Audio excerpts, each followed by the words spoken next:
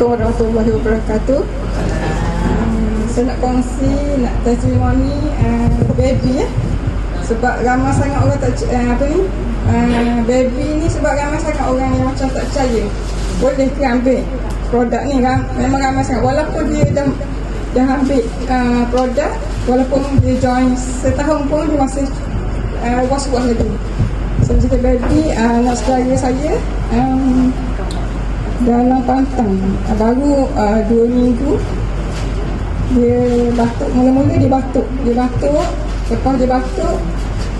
lepas tu dia bila menyusu mak dia tu, dia keluar dia muntah keluar mulut, keluar kat mulut dengan hidung. Lepas tu terus buat pergi sebab dia tengok nafas anak dia tu dah nyawa-nyawa ikan. Dia tu bawa pergi hospital Dungun.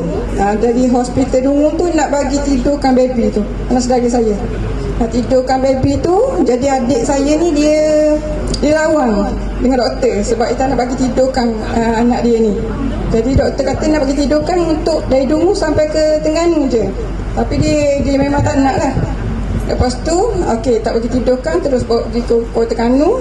Cuma anak dia tu macam tak berapa nak sedar dah. Di Terengganu terus masuk ICU, penuh wayar semua kat badan semua ni. 2 hari dalam ICU, doktor nak inject lagi, tak tahu nak inject apa tu. Tapi adik memang tak bagilah. Terus dia call saya, macam mana ni? Dia cakap bagi trifecta.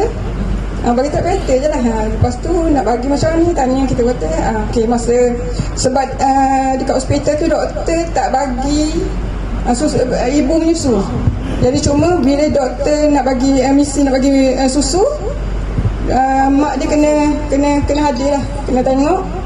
Jadi adik ipar saya tu buka kapsul, nasi misi buat apa dalam tiup tu, dalam bekas tu susu, dia buka trifecta, tuang dalam tu. Jadi misi ni sementara nak tunggu susu sejuk, misi pergi duduk macam drama.